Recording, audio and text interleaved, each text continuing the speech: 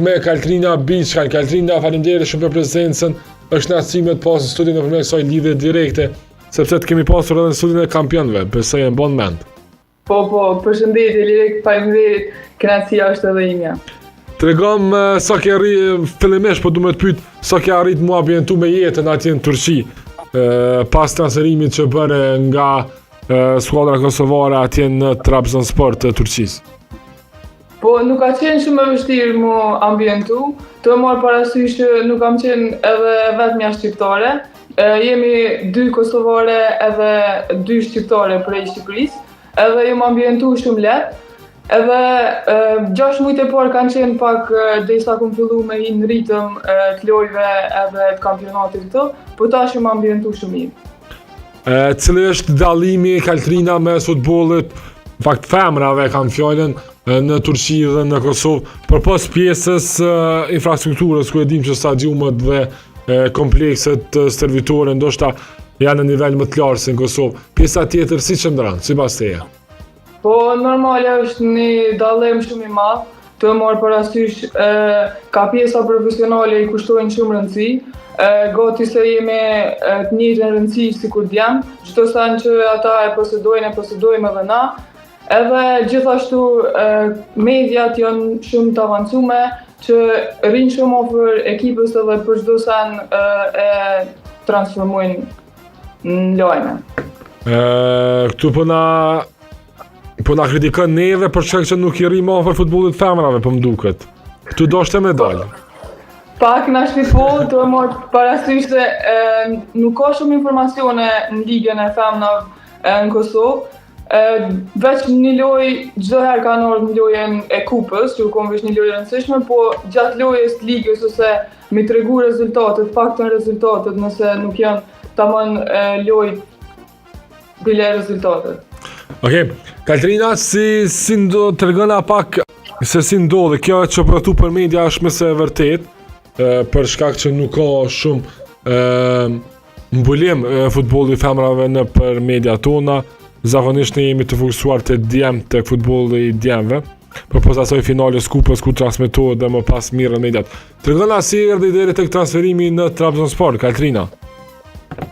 Po, në fakt të pas parasysh që kom pas një karrierë shumë të mirë në Kosovë, edhe me ekipin e Mitrovicës, po gjithashtu edhe me kombëtarën e Kosovës.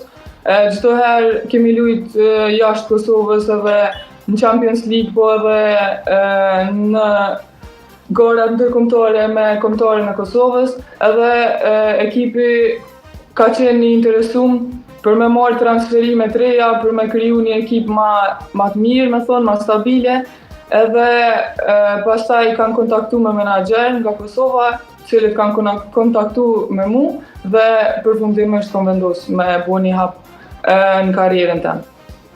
Okej. Në këtë stinor, nëse nuk po gaboj, ke arritur të realizosh 4 herë, apo? Po. Okej. Cila është, në fakt, sa është e vështirë me arrit me realizu gol dhe me pas paraqitje të mira atje në Turqi, duke marrë parasysh se edhe niveli I futbollit femrave është më I lartë se këtu në Kosovë. Dhe investimet në fakt nëpër klube janë më të mëdha. Po, normale, se këtu është kualiteti është më I lartë, edhe liga është më e fortë, edhe në momentet caktume ku lum për shembull me një ekip që është në tabel në renditje, për shembull në vendin e parë ose në dytin, po thuajse është e vështirë njëjtë me shënu sikur me ekipet që renditen në tabel më lart, sikur me ekipet që renditen në tabel më poshtë, sepse kualiteti është pothuajse I njëjtë, veç disa detaje që bëjnë diferencën. Edhe nuk është shumë që mundesh me ardhur në rast për gol, domethënë në momentet caktume që vjen, mundesh me pas një ose maksimum 2 raste brenda lojës. Po. Cilat janë shënimet në aspektin personal për të ardhmen Kaltrina? Po, normal, ky veç se ka qenë një hap I rëndësishëm për karrierën time, edhe kam vazhdu përsëri me punu në njëjtën mënyrë, edhe pse jo me lujt edhe me ndonjë ekip edhe më të madhe. Se përket kombëtarës Kosovës, së fundmi në grumbullim, si po shkojnë, cila është situata, si po shkon në fakt grumbullimet si po shkojnë me kombëtarën e Kosovës, tashmë edhe me trajnerin e ri Sami Sërmaxhaj. Po, grumbullimet kanë shku shumë mirë. Kemi pas edhe miqësore para këtyne grumbullimeve, tash jemi në lojë zyrtare, edhe gjendemi në garë me Maqedoninë edhe me Latvinë ose Letoninë. Po. Faktikisht e kemi një fitore dhe një humbje. Maqedonia gjendet edhe me një humbje, edhe Letonia veç me një fitore.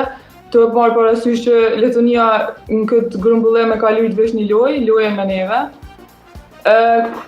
Kemi gjasa, kemi shpresa dhe kemi kohë që me bo rezultatet tona më të mirat, edhe synimi jonë është mu kualifiku, pra mu rendit në grupin B, edhe besoj që kena me arrit. Okay. Ka gjasa që edhe nga vendi dytë mu kualifiku në këtë dy vendet e dyta me ndoshta me renditën më të mirë, mund të shkojnë tutje. Dy ndeshje. Janë edhe dy ndeshje tjera për të zhvilluar dhe gjithçka në fakt do të varet nga përballja ndërmjet Kosovës dhe Lituanisë. Letonisë. Se dikush që thot Letoni, dikush Po, ngatrova, Letonia është. Po problem. Po, atë lojë kena me lujt në qershor, edhe kemi veç një lojë në qershor. Tash në prill edhe në qershor i kemi veç ka një lojë. Okej, Kaltrina, të uroj shumë suksese dhe të falenderoj shumë për këtë lidhje të shkurt, por shumë domethënë se për emisionin tonë. Faleminderit shumë për kohën dhe prezencën në emisionin tonë. Shumë suksese ty dhe Trabzonsporit, si dhe padyshim sukseset më të mëdha me kombëtarën e Kosovës. Faleminderit shumë Lorek, gjithashtu suksese